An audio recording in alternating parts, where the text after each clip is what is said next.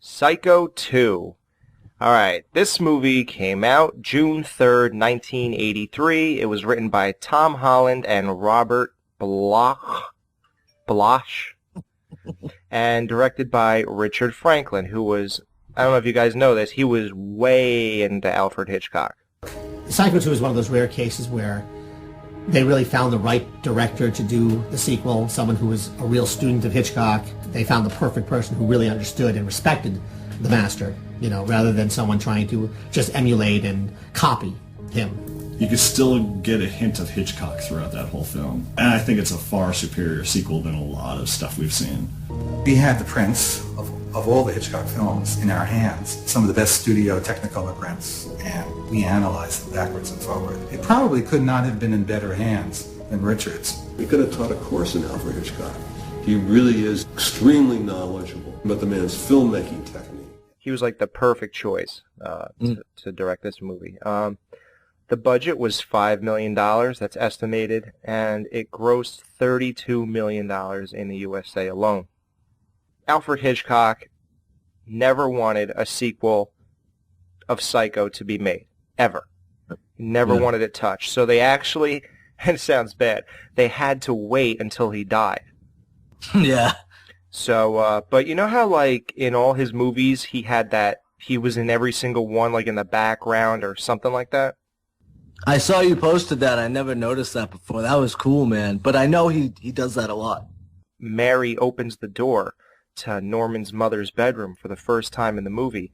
You can see all the way to the right of the screen Alfred Hitchcock's silhouette. Silhouette, of his profile. Yeah. So that's pretty cool. Yeah. Here's what I really love about the movie, just overall, just when it comes to the approach. Think about this. This is 1983. The easiest thing they could have done is get a bunch of dumb kids, break in the Psycho house, and whoop, Norman escaped, and they're gonna get killed by Mother. But instead, they decided to take this real high road with Psycho 2. And I always thought that was such an interesting way to pull off a sequel, where all the other horror movies, it's just okay, the killer's back and he's killing again. And this was such an interesting psychological angle into it. And the fact that her character started off as really being the bad guy and then kind of smartened up and tried to change it towards the end is something you've never really seen in a horror sequel before. If you gotta tackle something like Psycho 2, man, you gotta be on your game, and you better love it too. And in interviews and whatnot, Tom Holland clearly loved the series, and like you said, storyboarding every aspect of it. And man, they did, the whole twist thing in the first one. I love how there's just so many layers to the sequel, to where they start off, starting the character off exactly, well, not exactly, in a chronological sense, but, well, not right after the first one, but... Yeah, but, like, the next relevant thing, without being in the hospital, Exactly. Like, who wants to see that? How about that? Would you have liked that? Would you have wanted to see Norman run around the hospital? No, because, I want to see him in his element, and that's how shit happens when you get out of either jail or fucking rehab or whatever. It's integrating back into society, and people hate you. The people you screwed when the reason you're in jail, those people are still out to get you. That's great stuff to incorporate that, and then you get to bring back Vera Miles to play Lyla Loomis. That's amazing, dude. She was great. Yeah, she really was. But before we get to the characters, a couple more technical things I just want people to know. The original house was used, but the motel from Part 1 had to be reconstructed. So you could assume that the Bates Motel sign is not the original, although in the beginning of this Part 2, you know how they show the black and white, then all... You know what, they probably just filmed the same one and then actually put it into color, I'm not sure. So forget that. And here's one sad point. The shower head from Part 1 was taken and used, and it was going to be used in this movie, and somebody on set stole it the day before shooting. Ouch. Yeah. So that original shower head is in some jerk-off's house, and if he died, it was thrown out in the garbage, I guess. Yeah, right. Wow. Yeah. So the overall plot is that Norman was locked up for 22 years, and the courts decided that he has been restored to sanity, or should I say Dr. Raymond decided that. You got Norman. Now, Jamie, what do you think of Norman's character? Like, he was so different in part one. The way he talked, the voice, his looks. It's like, to me, he's almost unrecognizable from the first one to this one. I don't see any of that guy from the original in this one, but I still love it. In the first one, he had little quick movements, kind of like a rabbit, you know. I mean, like he was like nervous all the time, and constantly moving, and then like he was sucking on candy all the time, and sketchball, yeah. And then in this one, he is quite different. You're very right about that, and I But you just go with it because you figure, look, you do well. Yeah. 22 years in an asylum could mellow you a little bit, I would think. I know. I think so. Plus, he was okay.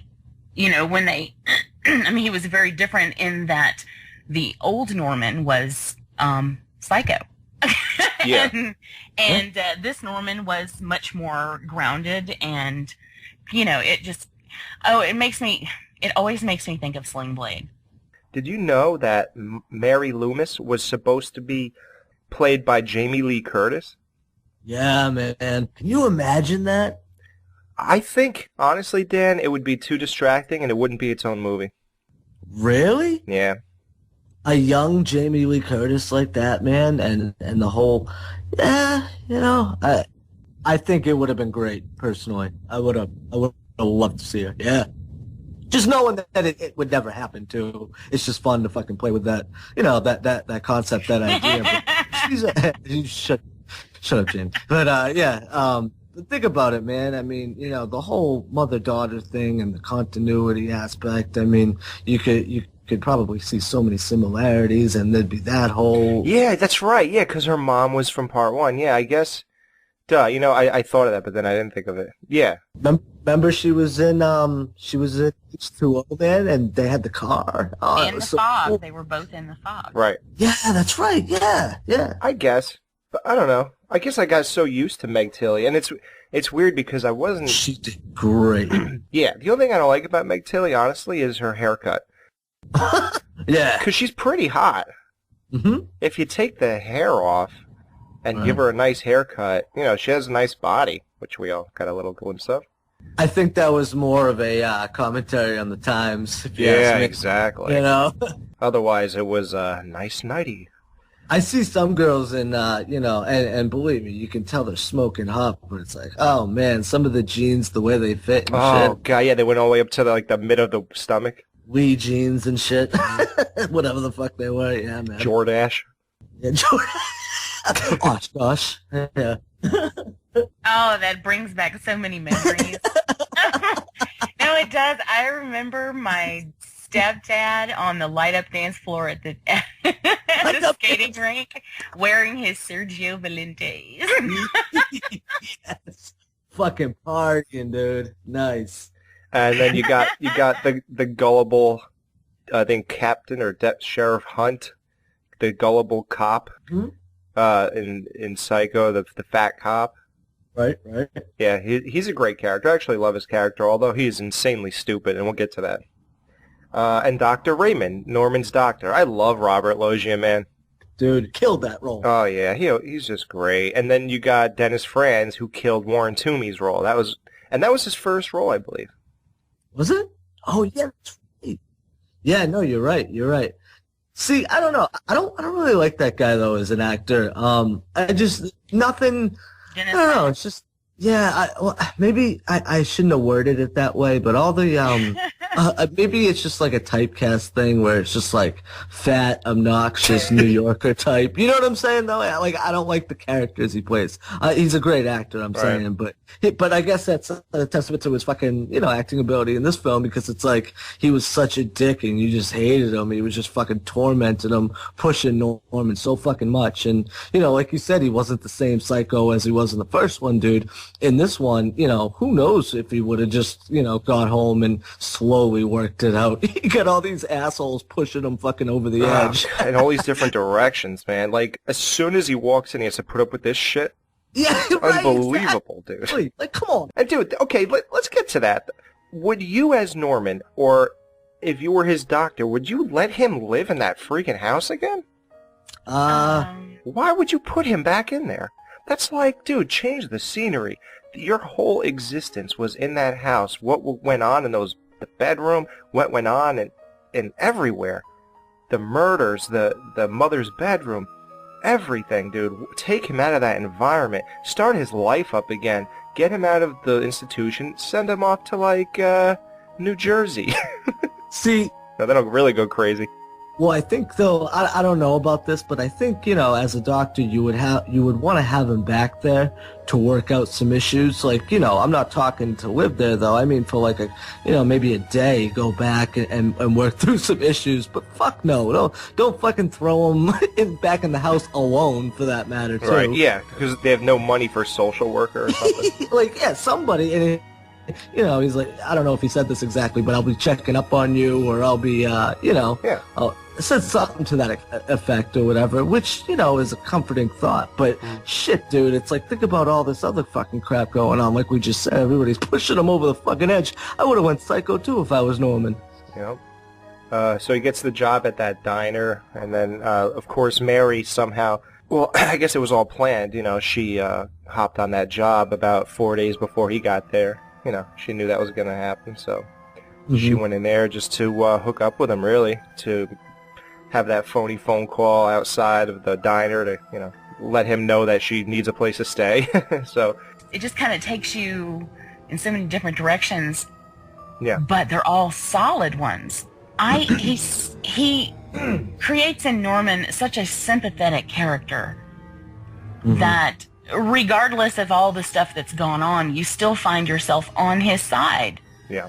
Because he's been dealt a shit hand his entire life, really. And it's like, he's a nice guy. So Jamie, let's just let him be nice. Would you say even more so than the first one? Even more sympathetic? Yeah. I think so, yeah. Yeah? There was something kind of sinister about him in the first one, Right. like under the surface. Because this one, he's recovered and he's truly trying to move on, and everyone's picking on him, really. So, right there. Yeah. And it just even Warren Toomey sets him up as a sympathetic character. Lyla Loomis sets him up as sympathetic. How nice he was to Mary sets him up as sympathetic. There's a lot of reasons that he's lovable in this movie, and it's just, there's a million of them. Even like cute little things he does, like how he takes the orders off the wheel, and he goes, read off the order, and he puts it under the hot lamp.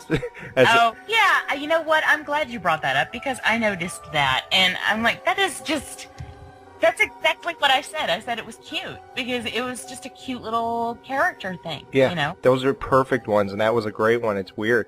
And it's so funny, like, the meals in these movies, like... 2 meatloaf sandwiches, and 1 mashed potato with gravy, and 1 baked potato. And it's like, and in the next movie, he's like, she's like, what'll it be, Norman? Chicken fried steak sounds good today. And he goes, okay, and a glass of milk.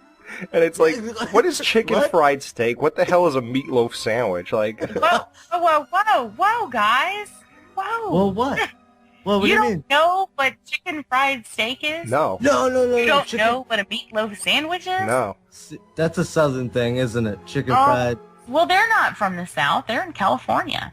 But You're right. Yeah, I think you guys are just out of the loop. Yeah, I would believe it, but... Baffle. What do you want from... Do you know country fried steak? Because that's actually what we call it. But I've heard of it. I know exactly what you're talking about. Yeah. But my whole thing on that is, like Alex just said, what do you guys think? If you're going out to a fucking diner, would you order a meatloaf sandwich? I mean, I love meatloaf sandwiches. That's after I have a fucking meatloaf the night before. Ooh, make a fucking sandwich. It's like, yeah, let's... this place up the street, they got the bombest meatloaf sandwiches this side of Texas. It's like, oh. Yeah, who orders me? Yeah, you're right. How is that like the original meal? It should be the leftover or something. Yeah. Well, it probably is the leftover from yesterday's dinner menu. Yeah, it's like, oh, hey, well, let's go to a nice diner and get their leftovers from yesterday. throw bread on it and call it a fucking meal. Bread gravy. There you go. Here's $8.50. Yeah. Yeah, so look, you don't like Warren Toomey, but dude, you're going to tell me that scene where Norman fired him, that was some of the best shit. He was like, oh yeah. He was like, at least my customers have a good time. What'd yours get, Bates, huh? Dead! That's what they got! Dead! Murdered by you loony! To which I promptly had to go, loony, loony, loony, loony. From Stand By Me. Yeah, right, yeah. To that's, Corey Feldman. Okay, yeah. Nice one, Jeremy. And how about this? Think of all this. I pull some of the most random bullshit out of my ass. But. We love that stuff, as long as we know what it is. I know, I don't love the stuff out of your ass, though. Okay. How about this? You know how there was so much subtext in the first original movie? Think of, like... And this happens a lot, though, so this isn't the greatest, most brilliant idea, but having Mary Loomis, when she's sleeping in the house of Norman Bates, and the chair's up against the door, she's reading a book called In the Belly of the Beast. Like, how cool is that? You know? That's just great stuff. And that one pops up again. What? Oh, yeah, it does. And we'll get to that. I want to see if Dan... Now that I know you noticed it, I want to see if Dan does in the next... Well, hold on. Before we go on to that, I just want to say something real quick about that scene. That's probably one of my favorite ones, dude. That's one of those unnerving, you know, kind of feeling. Like, you feel... You're in that room with that chick, man. You know, when she puts that chair up against the door, you feel like... And that's the thing, too. Like, you knew... that Norman wasn't going to go psycho that early in the movie. I mean, I guess there's a chance, you know, taking into account the first one, but you know it's pretty much not going to happen. And even still knowing that, as the audience, you still felt for this chick. You still felt scared for this chick, you know? I love it. It's like the Psycho Legacy says. We're supposed to believe that the guy who did all this horrific stuff in the first movie, it's okay, it's safe to go in his house and sleep in one of his rooms, right? You know, like, it is okay, isn't it? Like, you know, that's the thing about, like, Norman. It's like, Jamie, would you, even if you were setting him up like she was doing, would you sleep in the house of Norman? And how about this? Even later on, she does it again with Norman in the room with a butcher knife in his hand. That's I don't know if that's a what the F moment or just, like, something to ponder. Like, would you sleep in the same room as an insane person? Like, you know, look, there's chemical imbalances going on. There's nothing rational about him at all. Would you trust it?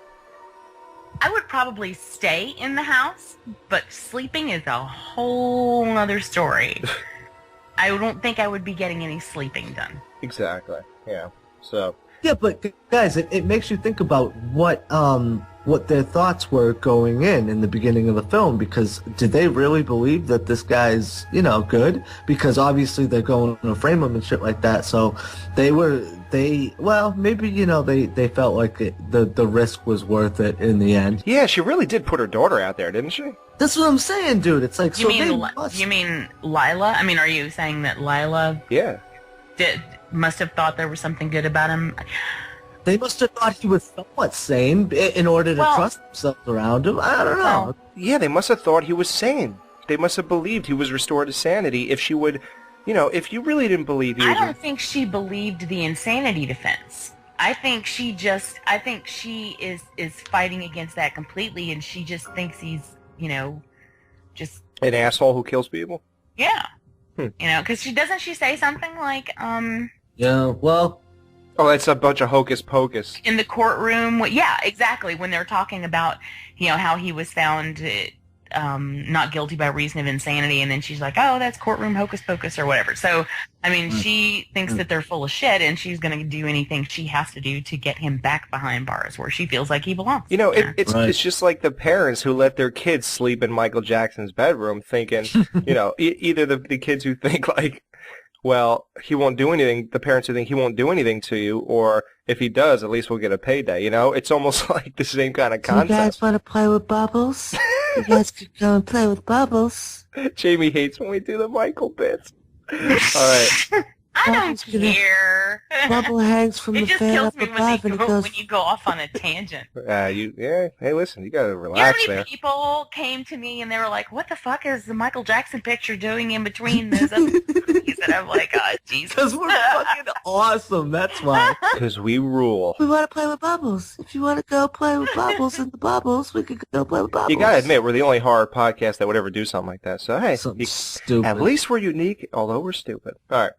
Exactly. So, yeah. Okay, so how about this? Let's talk about some really great scenes. How about, or some questionable scenes. How about, like, when Mary's taking a shower? I want to know who was spying. Like, well, I guess we have to give away the big reveal because we can't further discuss anything without basically acknowledging who the person is. We're not doing spoiler. If you haven't seen this in 30 years... Why? Yeah, right. Why listen to this? Then don't even listen to it. Yeah, so... Stupid. There's a woman working in the diner, and her name is Mrs. Spool, and she's an old whack job, and she is the sister. She's the sister of... Fucking whack job. Norman's mother. So she's Norman's aunt. And Right. she believes that Norman is her child. I think she really believes it. Yeah, she does, because she's crazy, actually. Oh, yeah. Yeah. Fuck yeah. Yeah. We don't know that yet. I mean, we don't really find that out until... Right. But here's the thing. We have to say it in order to discuss these certain parts. So she turns out to be the person who kills people. And the viewer is to believe that when the murders are happening, it's either Norman or Lyla Loomis, or just someone we don't know. Like, I don't know. What are you supposed to think? Like, honestly, I didn't give it enough thought. As a viewer, I was just kind of watching people get killed. I really didn't know if it was Norman or... I couldn't imagine, like, Lyla Loomis killing people just to frame up Norman. I mean, do you think she would do that? No. Dude, no. I was thinking it's all about Norman again. You thought it was Norman? About it again. I mean, naturally, you know? And Well, that's what they were hoping he would do. Right. I mean, really. I mean, she... In a way, I guess she was really killing people to get what she wanted because what she was trying to do was set him off so he would. Like I said, dude, I've never seen these sequels before, so when I watched them, I just figured it's either that or some weird fucking, other character that we didn't necessarily know, or it was weird. Maybe it was a dream, imagining it, and all that shit. Even when he was getting the phone calls and it was like, no, this is my real mother. Like, I just figured it was still Lyla. Right.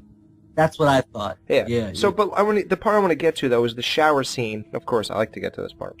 With Mary. Now, she's getting her naked rear ass spied on. Now, the thing is, who was looking at her? It clearly wasn't Lyla Loomis looking at her daughter to take a shower. It wasn't Norman either. It was a woman's eye when actually the eye went right into the hole and looked back at Mary when she was looking in from Mom's bedroom. Now, here's the problem with that scene. This is a what the F moment. I never noticed that. Now, why wasn't it Norman? Why was he? Because he was downstairs, remember? And she said, Norman? He goes, yeah. And she's like, the tea is ready. Oh, that's right. Yeah, I'm sorry. Okay. Yep. Here's the problem with that scene, though. What the F moment? That eye is a little young looking to be Miss Spool. You know, when it was looking back at her, that was not her eye. You know, they just put an extra in there. I was going to say I wouldn't necessarily think that means anything. It's just probably whoever was handy and close to the hole, Yeah, right. It was like the set prop lady. Yeah, so here's the thing though. Porkies. Do you think the movie takes a weird lull at some point? And I think the point, it's weird because every scene is important and it's all good, but there's some kind of momentum slowdown. I think exactly when the kids are in the basement and they're gonna have sex, and then the one boy gets killed. Now, it just hits a weird lull there because everything after that, I think, because Norman goes upstairs, gets locked in the attic, then he's just hanging out up there and falls asleep, and then gets woken up, and then the next scene is like. The blood coming out of the toilet bowl, and then someone flushed the rag after killing the kids in the basement. Like, something about that whole period of the movie, it was just, although good Yeah. and moved along, I felt like something happened there, and it just Could have done something else, and it would have. Yeah. No, I know what you mean exactly. I know. During Right. that specific part of the film is when I start looking at the clock. you know, I just sort of tune out a little bit, and somehow then I come back and I'm like, whoa, what just happened? Isn't that weird? And it's weird that we both feel it. And I was sitting with my girlfriend watching it for this time, and she said something along those lines, and it was the same exact part. I don't know what it is. And here's the thing, like that whole scene of him or Spool, I guess, killing the kid in the basement. I don't like anything about it. Like, okay, they go in, that's cool. They're going to have sex, that's cool. It was a little awkward, weird. And all of a sudden the mother comes in, and this is where it felt typical 80s horror to me. The mother just kills the boy for what reason now? Like, why wouldn't you just scare him out of the basement? And the kill itself was terrible, that phony like up and down of the knife, as if she's like some kind of mechanical prop in a fucking funhouse or something. Like, it was just so awkward and fake and theatrical looking. It didn't look genuine, like genuine swipes at a kid. And letting the girl get away, that's really sloppy work. I mean, that really just, you know, obviously now he showed up on the radar. You don't have people escape, you dumb bitch. Like, how long have you been killing people? Don't you know this? Like, that was just sloppy work right there. And then she cleans the whole thing up with a rag and flushes it in the toilet. Like, that, it just didn't make any sense. That'll do it. It was just stupid, man. And that rag had so much blood on it that it gushed out of the toilet, dude. That's a great fucking... Hey, man, think about this compared to the first one and how much time he took and how much time they dedicated to the scene of him cleaning up that bathroom. And then you look at what you just said. That's hey, you just dropped some shit. Wow. That was good, man. Yeah, that's cool. That's a great comparison. Oh, you blew a pothead mind. That's hard to do. What an accomplishment. I'm going to go down in the record books of a great host. I'm just kidding. So here's the thing now. The next scene, Mary, you know, the cops, of course, come to the house. And Mary, right there, that's the point where Mary's character does a complete 180. She's like, Norman, whatever you do, don't tell him about the bedroom. And, you know, her whole mission was to make Norman go crazy or just make him... do something wrong, you know, ultimately get him locked up again. But this was her chance, and that's what the mom said.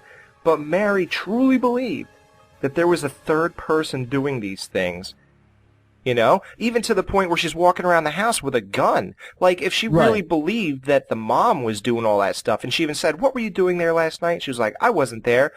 Why was she searching with a gun then if she thought that was really just her mom? Which she was going to shoot her? Almost like they were writing it kind of to seriously take her out of the equation and make her look like she wasn't part of the scheme. But that doesn't make any sense. Well, I guess it does. Well, wait, was she revealed to be in on it at that point? No, right? No. See, that's what I'm saying. So it seems like they were trying to oversell it. Right, you're right. Like they were trying to oversell, okay, she's definitely not in on it, showing these scenes where she believes that it's somebody else doing all this shit, where clearly we know that it's, you know, the fucking, her mom, or, you know, not her mom, but, and then we get back to the sympathetic. Now we see the deterioration of Norman's sanity. And, you know, he leans down, he's like, it's starting again. Yep. Poor bastard. And then you got the greatest scene of the movie, I think. And this is, for me, because I have such a personal connection with the character, this scene is like, encapsulates him in a way. When he's in the bedroom and she's holding him and he's talking about the toasted cheese sandwiches and... Just don't let them take me back to the institution. All right?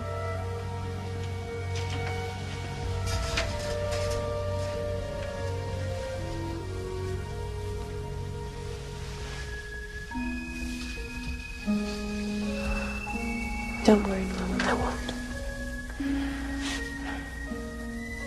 You smell good. I do? Yeah. What do I smell like? You smell like the toasted cheese sandwiches. What? And my mother used to bring me when I was in bed with a temperature. She used to do lots of nice things for me. before she went, before she became. Just remember the good things she did for you. Only the good things. I can't. They're not there anymore. Of course they're there. No, the doctors took them all away. Along with everything else. Except those sandwiches.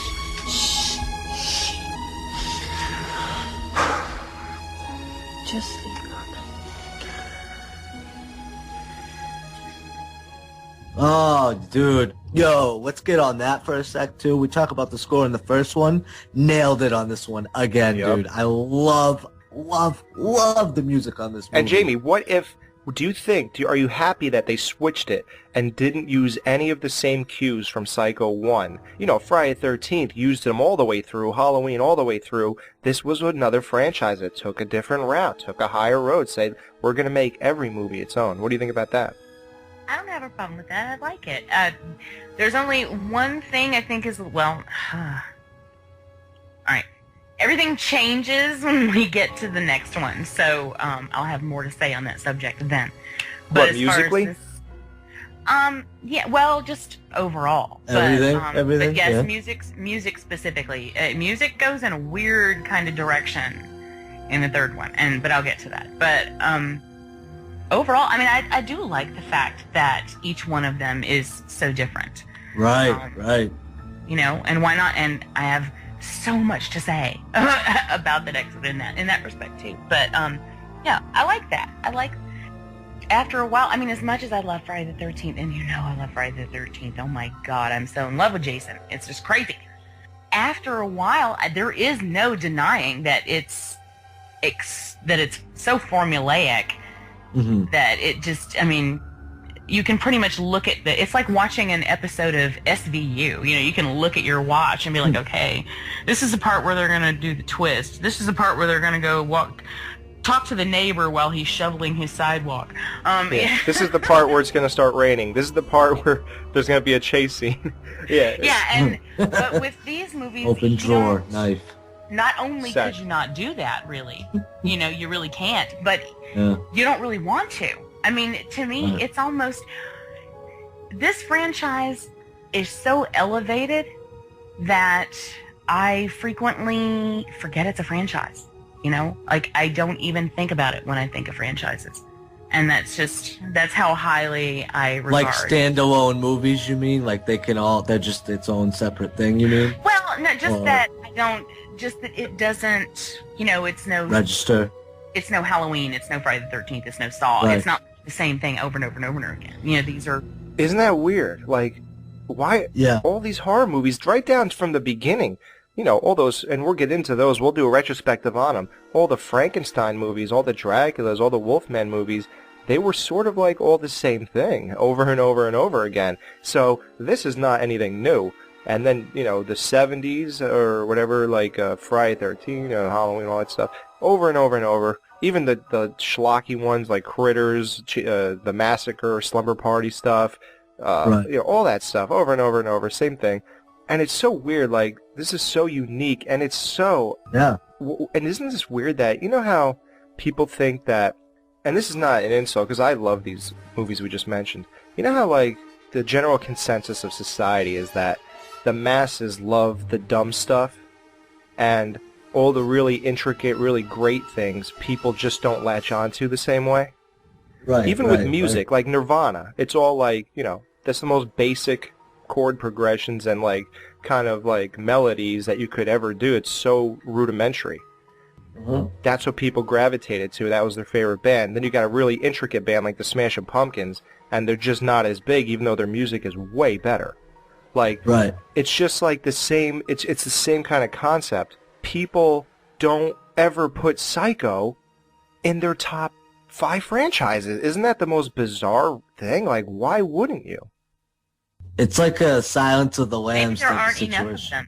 Maybe people only maybe that's it. Maybe that's why I don't think of it. Like, if there aren't, you know, 11 or 12 movies in the series, then maybe it doesn't cross my radar in that respect. Well, I honestly don't know. I honestly don't know. Yeah, I got a question for you guys too. Now, before we get into 3 too much, obviously we're going to do it next, but would you attribute 3's success in part, well, I look at it like a big part, to do with number 2. I mean, I think number 2 has a lot to do with 3's success. And if you do think that, what do you think is like the number one thing that kind of enforces that? Because there's a couple things, I think. What do you mean? Before I say anything, well, for one, they went so far out of the box where they made, another killer in it. So by the Yeah, I want to talk about that too. Go ahead. Well, exactly, man. So when they go back to the basics in the third one, they can't really do that. They can't rehash it in number 2 because it'll feel too much like it, and it'll mirror it too much, and it wouldn't work. So when they do it to 3 and bring it back to form, and then on top of that, bring the twist in number 3, and there's a couple. There's a good twist in 3. I like 3.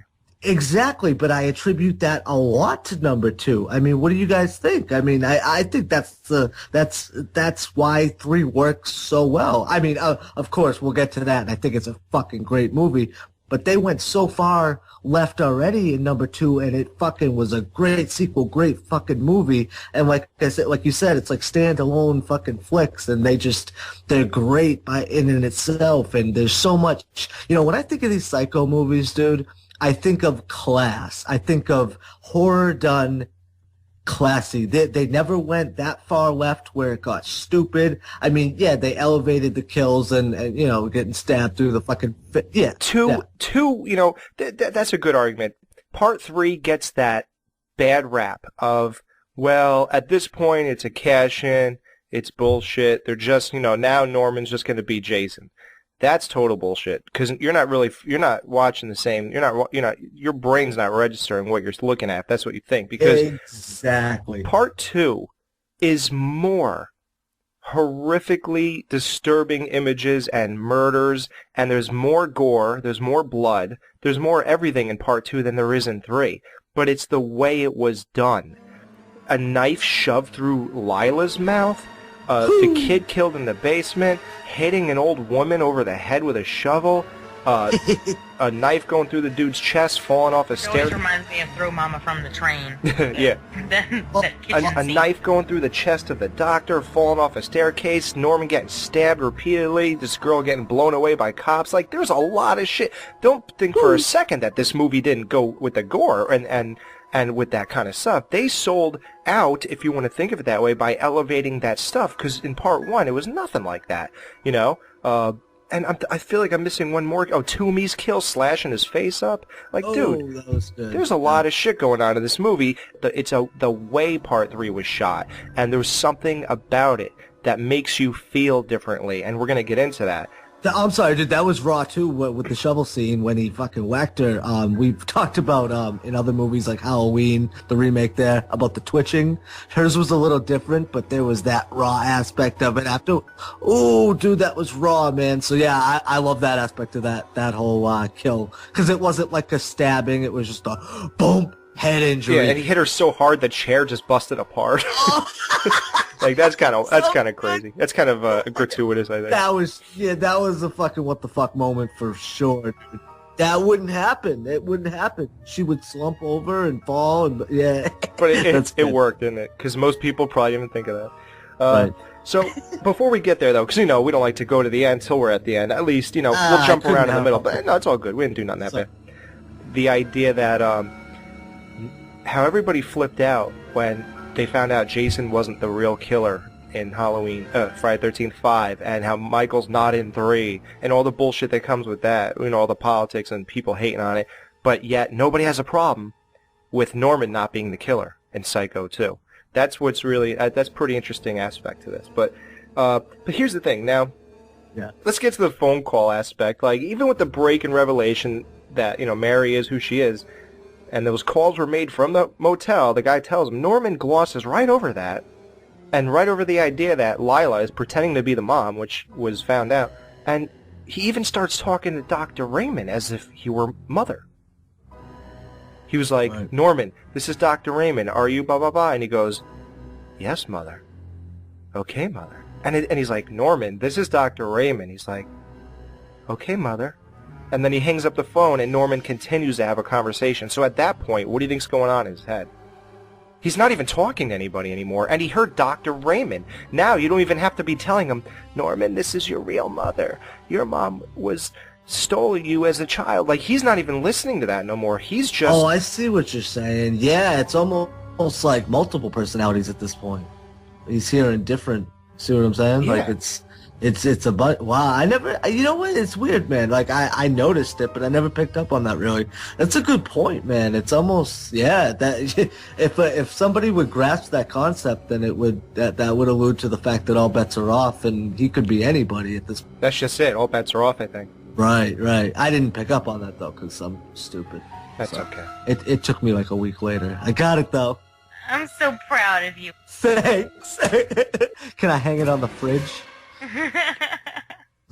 Well, you know, if you want. So, do you want to get to the ending, or what the F moments? I mean, I think, what else did you have for what the F moments? Because I liked a lot of the kills. The kills. Like we said, some of them were over the top, but, you know, we already just touched on that. I don't know. What else do you think, bro? This is the biggest what the F moment to me. Sheriff, or whatever his name is, Hunt, the cop. Okay, a kid was seen killed in the Norman Bates's house by a woman wearing a dress. He looks around for 5 minutes. Okay, sorry to bother you, Norman. Takes off. Yeah. Toomey is missing. Oh, well. Oh, wait, Toomey's car is in the swamp, just like Marion Crane. Norman, do you know about this? No, I don't know anything about it. Okay, sorry to bother you. Like, is this guy insane? Right. Everyone starts getting murdered the minute this guy gets back home, in his house, in the swamp. Toomey, the guy who ran the goddamn motel, and no one thinks anything of this? It's funny, man, because, yeah, bro, it's funny how much some people are invested in Norman, and then the cops are like fucking, you know, Barney Fife characters, or like the almost like the police in The Last House on the Left or something. It's like, these guys are just fucking clowns, like, you know, like, but that's... No, I mean, in their defense, yes, he wasn't killing anyone, so he was right. But at the same time, Jamie, Alex is right, though. Would you, if somebody claimed that, would you just be like, all right, we got to do a quick once-over. All right, thanks, Norman, peace. It's like... Yeah, Jamie, you do a little more investigation, even to the point where you'd maybe find out who actually did kill him. Like, but it's just like all the signs, Jamie, the swamp. Oh, I love it when you say my name. The kid getting killed with a witness. Toomey, the motel guy, is just gone. Right. Come on. And Norman is a well-known killer. You have to think. You dig deeper. You don't take no for an answer. You go, well, what the fuck, dude? Why are all these people missing and you showed up and everyone's dropping like flies now and you so happen to have nothing to do with it? Well, I mean, should he go arrest Jessica Lange for the Jessica Lange? I didn't mean to say that. I meant to say fucking shit. I messed it up. Angela Lansbury for the same reason. Jessica Fletcher is what I was trying to Oh, nice. I don't get your reference. Murder, She Wrote. But what about it? Why would he arrest her? Because everywhere she goes, people start dropping like flies. Oh, right. You know, sorry, that's kind of a dated reference, I guess. I know Murder She Wrote. I know. I'm down with fucking Jessica. But do you think that's one of the weakest aspects of the movie? And if you do you think that killed it? I mean, see, that's the thing. Like, I definitely saw that, but to me, it's like, it's just funny. Yeah, exactly. And that's the thing too. I said about the class, man. Would you guys co-sign to that way of thinking? Like, it's just got a certain class to it. I watch People's Court. I'm not co-signing bullshit. Oh snap! All right, 5%. The lighting, the writing, the sets, everything is classy in a way. It's like award-winning. I'm talking about like that type of movie. Like, it's fucking a great movie, dude. Like, you see, with movies like this too, you can't even almost to say it's just straight up horror and shit like that. It's like, nah, man, this is like a dramatic thriller horror movie, so on and so forth. So that's what I mean by class, man. And maybe, you know, I'm not the best at wording things. I'm so glad we got you on the show then. I know, dude. We could have got people who know how to talk on here. Thank God you're likable. I just want to, yeah, supposedly. That's what they say. Yeah, more than me. All right. Okay, so... Try being pretty. It works for me. Jamie, you good to go, girl. Yeah, what is the dynamic here at this point? Jamie's pretty and smart. Dan's really likable, the kind of guy you want to hang out with. And Alex is, He's a douche. He's a weirdo. He's a douche. He's an over-opinionated jerk-off who just, you love to disagree with. And, he's as bizarre as Norman Bates and fits in just about as well as he does. I'll co-sign to that. There you go. No, you are smart and personable and adorable. Ooh. And I was just kidding about that pretty thing on my part. It's because I'm smart. Yeah. Come on, Jamie. You know what time it is, Yeah, girl. exactly. Mary's overwhelming guilt eventually causes her to break down into tears, and she's like, Norman, it's not your mother. You know, she's like, oh my God, I really feel like shit about what I did to this poor guy. Right. All of a sudden, bam, kills Dr. Raymond because she thought it was Norman. Then Awesome. Wait, then she actually says to him, I didn't mean to. I thought it was you. Right. and it's like, oh, okay. Well, it's okay. He's like, it's okay, girl. Oh, so I'm not upset that you killed my doctor because you thought you were ending my existence. Okay. Thanks, sweetie. I know that you know that I'm crazy. Yeah. So then, what do you guys think of this now? I'm not crazy about the ending. I'm not saying it's bad. Right. Doesn't it kind of like take away a little the whole closeness, the toasted cheese sandwiches scene, the scene of Norman taking her in and saying, well, you can stay at my place, and bye-bye, the whole thing, and her going, no, he didn't do it, Mom, I'm telling you, Norman is really good now. All that great stuff that really bonded these two together. Doesn't it kind of just shit on it to have her, like, just randomly just stab the shit out of this guy when he's only coming over to her and saying, Mother, it's okay. I'll cover for you like I did last time. Honey, at this point, her mother is dead. But she didn't know that until she got into that basement. I thought that's where you were. Oh, no, you're in the, okay. I'm still upstairs. Where she's like, where she goes to stab him in the back right before she gets shot? No, where she's stabbing his hands, stabbing his chest, and then she's like, she's sitting there and she's like, Norman, you're losing a lot of blood. And I'm like, well then stop fucking stabbing him, bitch. He's not throwing up blood, you're stabbing him. Yeah, at that point I don't understand. Because he has been nothing but kind to her. She thinks that he is maybe losing his grip on sanity again. Mm-hmm. He hasn't really been a threat. I don't really see the point in continuing to stab him and then like, but you're bleeding. Well, no shit. You just stabbed him. Of course you have red bleeding. on you. Yeah. Norman, you're spilling red paint all over yourself. This Stop. girl is bright. Yeah, I hate that 80s blood. I swear. I wish I could go back and like digitally darken it or something. I hate that stuff. Oh, I got Rosemary's Baby on Blu-ray yesterday, and I was watching it last night. The blood in that is so red paint. Yeah.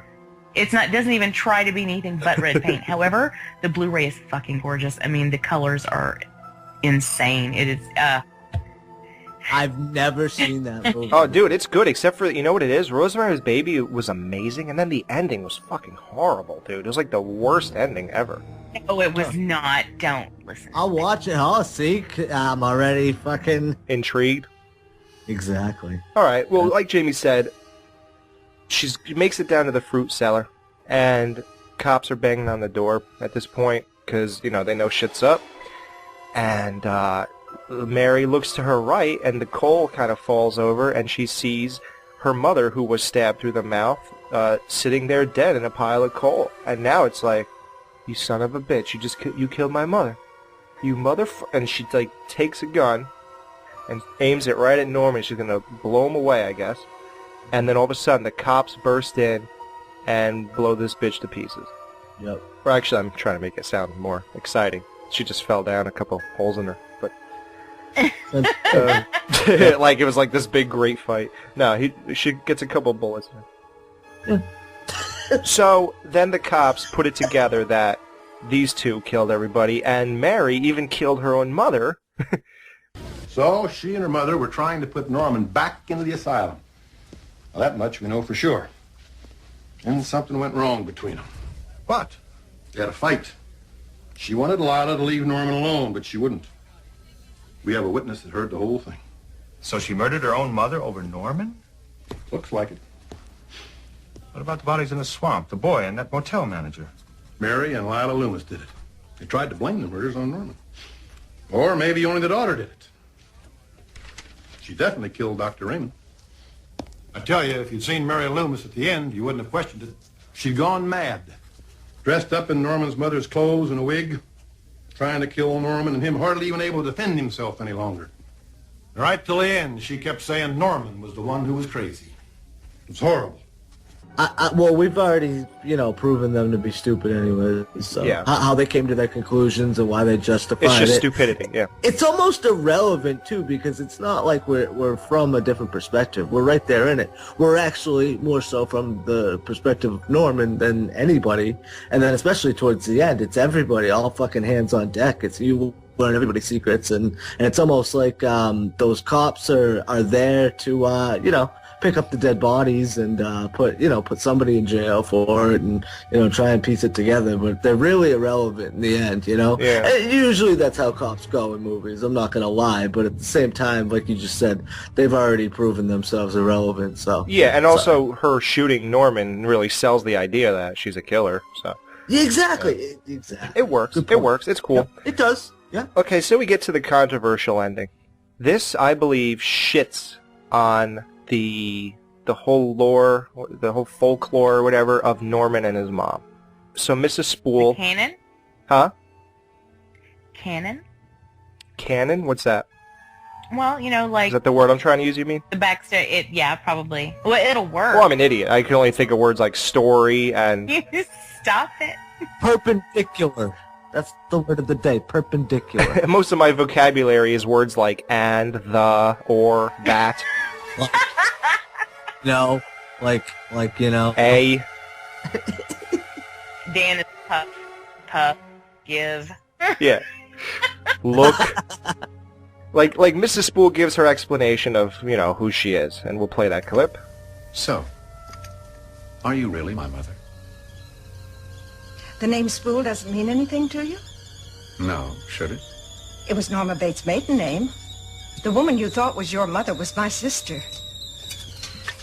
I had you when I was very young, out of wedlock. I couldn't handle a brand new baby, especially being by myself. I had some trouble, and the state put me away for a while.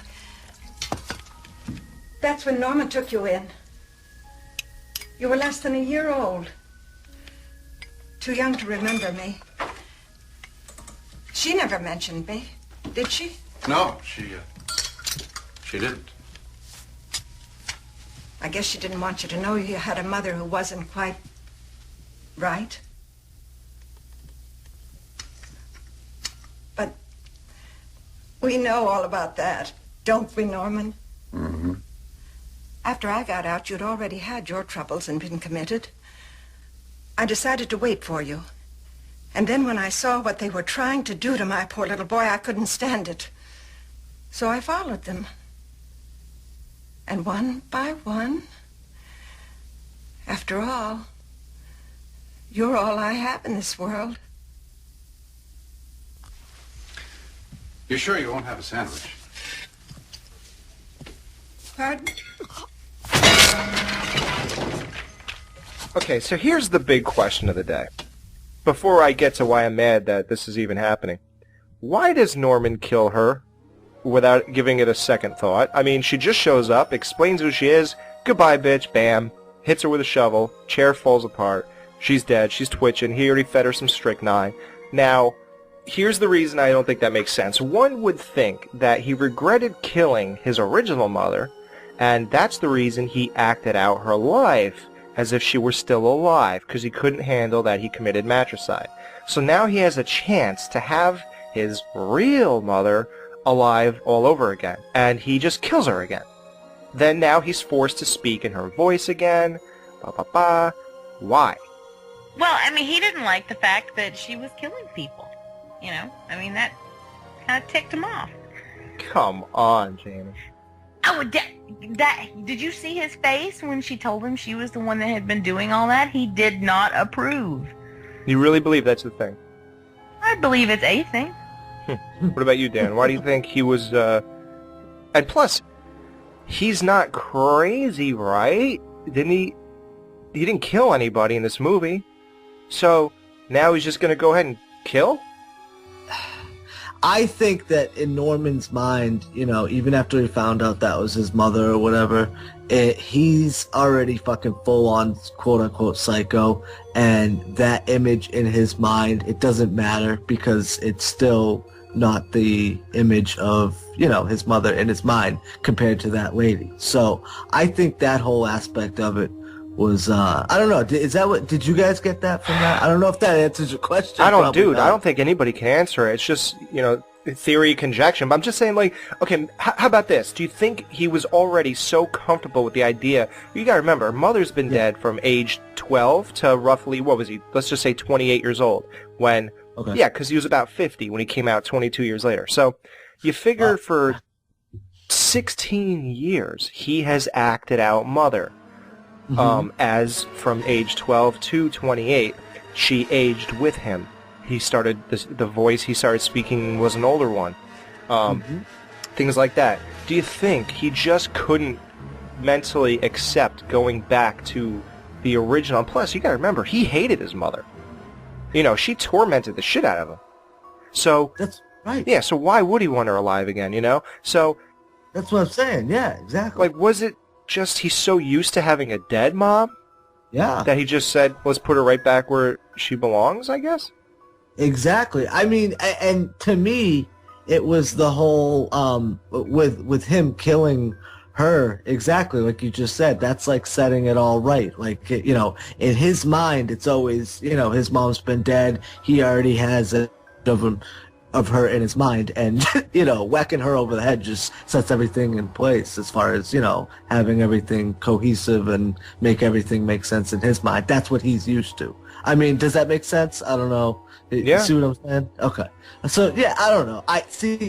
There's a bunch of different ways you can take that, but mainly I think he was just, that was his transformation, and that was the culmination of his transformation. Like we just said, to elaborate on it, he wanted to kill her, put her back in her place, and make everything right, because, you know, nothing, I mean, how could you, you know, if he's really full on crazy now, it's like, how is that gonna work? How he acted, yeah, right, yeah. How's she gonna live in that world? But he seemed, you know what, I don't know, man, a little bit of character maybe issues here. He seemed full on crazy when, I don't know, maybe I'm not right, because he was crazy when he was, you know, holding the knife and she pulled the blade right through his hands, dude.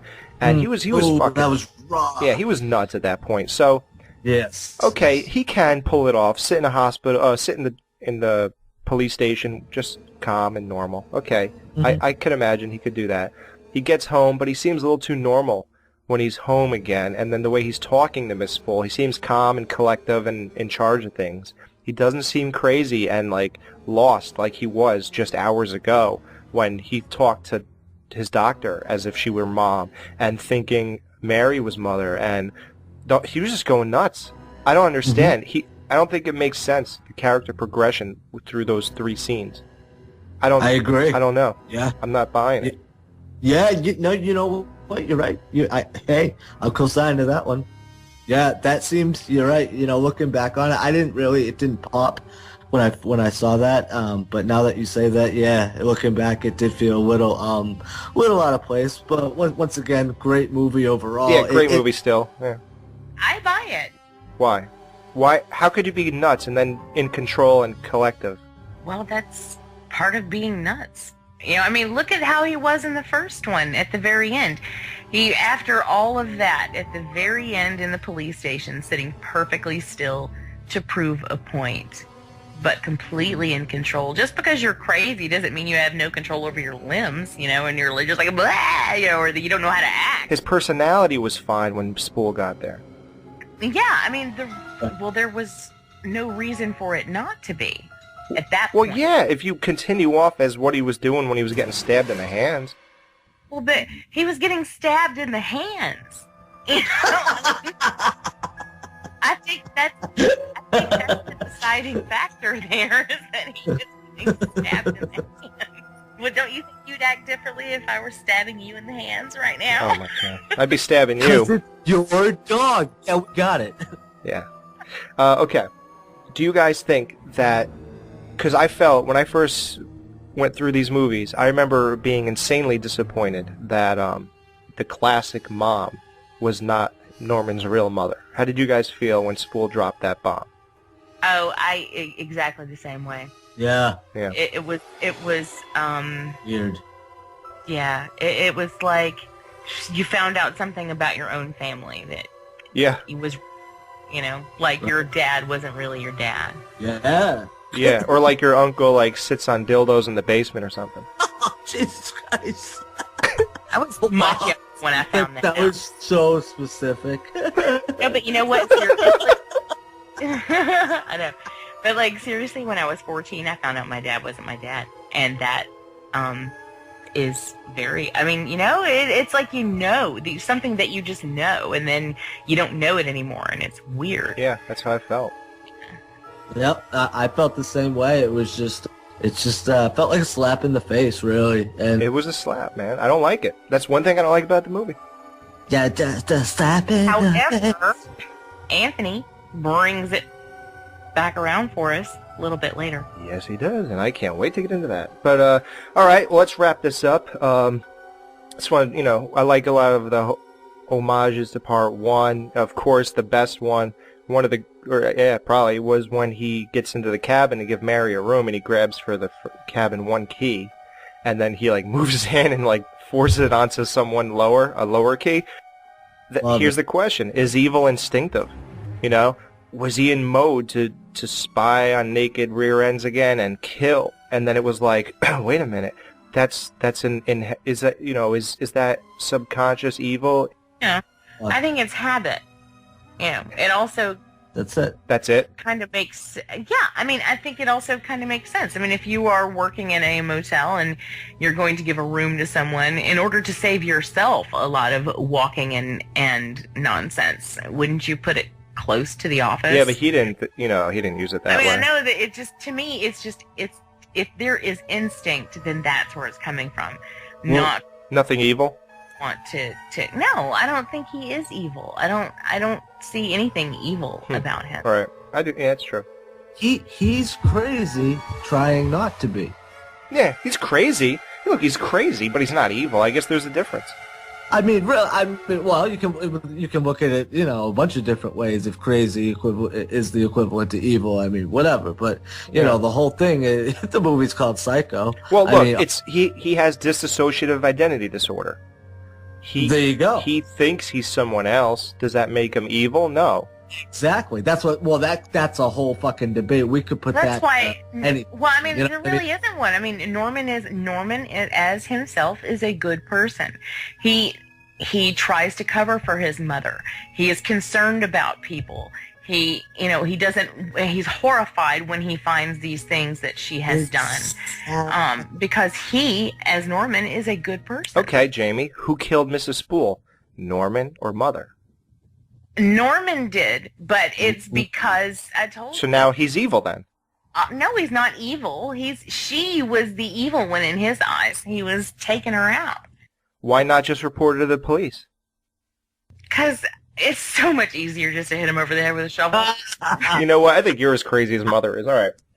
I think Jamie's off her rocker. All right. So I guess this is going to be a sad thing for you guys to hear. Okay. Meg Tilly, never watching Psycho as a kid. She wasn't really big into TV. On set, Anthony Perkins overheard her say, she was saying this to people in the crew during the filming of Psycho 2. She said, why is Tony getting all this attention? What's the big deal? What's this whole thing? Why is this such a big deal that he's coming back to do Psycho 2? And basically she was wondering why she wasn't getting more attention than Tony because he was so, old, and, she just didn't get what was the big deal about him being there, and he took that not well at all. And he didn't talk to her for the rest of the filming, and he recommended that she be replaced. Like, he was hell-bent on getting her fired after that. And the problem was, half the scenes were already shot. So one of the scenes I heard that were shot after, I don't know them all. I'm sure somebody does, and if you can get the shooting schedule, I guess you could find out. But the scene where he was at the table and he was holding the knife and, had to cut the sandwich. Yeah. He hated her at that point. So, and then supposedly you could see the tension between them. And I forgot one of the other ones, but yeah, he wanted her off. And in the original script of Psycho 2, Mary actually survives those gunshots. And they filmed the scene. And it was basically like, she's in the hospital, but she'll be okay. But, blah, blah, blah, and whatever they're going to do with her. But the reason that scene was cut, because they already wanted to do Psycho 3, but it was cut because, Anthony didn't want her. So they just said, all right, well, then we'll just have her as she died, and we'll do a whole new thing for Psycho 3. Yeah, and you can kind of see it from both sides. What do you guys think? I mean, obviously it's justifiable in his eyes, but in her eyes too, I mean, I'm not saying ignorance is justifiable, but if she was just ignorant and didn't know, naturally going in, and if you're the leading lady in a fucking horror movie, you're the leading lady in a fucking horror movie. And I mean, even if you've seen the first one, actually, you know what? It is all about him, but assuming that she didn't, I mean, that's what it sounds like. She didn't get it. Yeah. Exactly. I mean, you can't blame her. I guess that goes into the whole thing, can you blame ignorance or whatever? But I'm just saying, you can't blame her if you account for her just being ignorant, not knowing. I mean, and, that's probably, it was like an off-the-cuff, not off-the-cuff remark, but just an overall, like, feeling like, what the fuck, I don't get it. It's almost justifiable, but obviously he's more justifiable in the sense where even if he took that a little too much, it's like, how fucking dare you? You crazy? Like, don't you know who I am? And like I said, is ignorance justifiable? I don't think so. She should have fucking known. She should have seen the first movie. And if she didn't, I mean, come on, dude. I mean, really. Was she an idiot? Come on, get with the fucking program. So yeah, that's crazy though. Yeah. It's amazing how much tension can carry over in the film too. I mean, not amazing. It's kind of cool to see. I think it's one of those things where I wonder if it changed it for the better too. And rewatchability factor, like I said, I love this fucking movie on rewatch. Rewatch all the time, man. It's great. Yeah, I love reliving every scene. This is one of those rare movies where. To me, because I can't speak for everybody, every time the next scene starts up, like, I'm like, all right, yeah, let's get into this, like, I can't wait to see this again, this was great. Even the stupidest shit, like Norman with the thing, and the job, and the note, and Toomey fighting with Norman in the diner, and Toomey, when he fires Toomey, when he walks in, he goes, what's going on here? What is this? Right. I'd say it was drugs. Is that what's going on in the other cabins? Like, I just love it. I love the exchange between them. I love him talking to Mary when they're outside the diner, and she's like, "Is that why you covered for me with that pie plate?" He goes, "Yeah. People should help each other out." Like all that shit, dude. It's great. The scenery, the shots were great. The skies when they were dark and it was raining, and the music in the background in the motel, like everything is fucking great. And it's just like even him talking to his doctor when they walk up and they see the mom in the window, like. I just love everything, and this is like one of the best rewatchabilities, except for when it hits that lull. Right. Yeah, and one more thing, we're going to get into Psycho 3, and I'm sure the thing that will get thrown around is the sleaziness and like the sexual innuendos and/or references. There's a lot of them in this movie too. That's what I think is so crazy about how people think Part 2 is so much classier than 3, and we're going to get into why you think that. But it's not true. And one of the reasons is, think about all the sexual stuff in this movie. Toomey saying, "Hey, what's it like to screw a psycho?" And Mary saying, "Do you ever sleep next to a couple making love in the next room? It gets pretty loud." And then there's two kids gonna screw in the basement. Toomey talks about them screwing in the basement.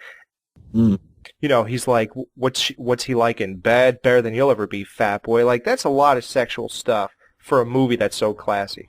It's in there. Yep. It's all in there. It's how it was done. That's the only difference here. Right? Agreed? Yep. Overall, I'm crazy about this movie. I think I'll just reiterate what I said. I think it's very tight. With interesting characters and some nice twists. It's fun. It does hit that little bit of a lull, but it's not enough to kill it for me. That's the thing. It's like there's certain things that are just forgivable. Yeah, they're forgivable. Right, like in a movie, and that's the thing we've said time and time again, man. We nitpick these movies, but, what do you think? Should we rate this, first of all? Well, we have to have something to talk about. We have to nitpick. Otherwise, what are we going to say? It was good kills, good settings, good music. Okay, next movie. Well, that would just be plowing through it, and we don't want to do that. Yeah, we're not going to plow through this one. Exactly. Mr. Plow. The Plow. That's my name. That name again is Mr. Plow, known for plowing through retrospectives. Yeah, no, see, that's the thing. I do love the sequel. As far as sequels are concerned, it's one of the better ones of all the horror franchises, and overall, it's a great fucking movie. Yeah, and I want to give a side note real quick. Another, character connection between me and Norman is that Moonlight Sonata, I think that's the name of it, has always been my favorite. Like, as a pure piano piece, that's my favorite song ever. And it's been since I was like 13 or 12. And that's the song that Norman plays on the piano his first few nights back home. Oh. When that happened, dude, I was like, this is me. Dude. It was unbelievable. I cannot believe it. I noticed that, and that's when I first started thinking about the score. Of the movie, and I said, oh wow, dude. And I didn't look it up right then. A lot of the times I will, but I definitely put that in my mental bank that, wow, that was a good song. I gotta check that out. Yeah, good call. Moonlight Sonata, that's what it is. So, yeah, let's rate. 7.5. Okay. I guess that's like an 8. That's pretty good. Yeah, okay. Yeah. Of course it's good. You round up. Oh, man. All right, Dan. See, now that you just said that, I'm starting to think more and more about that, and I've been fighting between the 8 and the 8.5. But as far as sequels are concerned, you gotta give it, 8.5. Because absolutely. It's just a great sequel, man, and that is rare, and you gotta give it that, man. Sequels are hard to do, and they nailed it, and they did something original within the context of the world. Does that make sense? In the reality, it all makes sense, and it's a great take on it. Yeah, man, 8.5. And let's not forget what they had to follow up here. You got some big shoes to fill, motherfucker. Fuck, man. Yeah. So they did it with the pressures and the performances and the high road they took and didn't go typical with the plot points that they went into. They really gave this an all-out effort. Great performances. There's a lull there. There's some things that could have been sped up, maybe a couple scenes cut. But this is a personal rating. I think it's a 9. If I had to recommend it and talk to people who are not crazy, because this is my favorite franchise, so of course it's going high. And in reality of, like, if I was just telling people about it, right, I'll just go a half a point lower with you with an 8.5. You know what's intriguing about that? You have not hidden the fact that Psycho 3 is your favorite in the franchise. So, will Alex give it a 10, folks? That would be crazy if I did that. That's where I lose credibility, I think. Okay. But will I be willing to do that to my favorite one? Oh, that would be where you lost credibility? What do you think I did? Show number 3 or something? Nick, Patty Wag. Dan just encourages my bitchiness. All right, guys. Tune in to Skeleton Crew show number 47 for the Psycho Retrospective Part 2, in which we will cover Psycho 3, Psycho 4, and have a little bonus clip to touch on the Psycho remake. Until then, there's one thing about Norman Bates that you can't forget. And that thing is, Norman, why don't you tell him yourself? No, I don't kill people anymore, remember?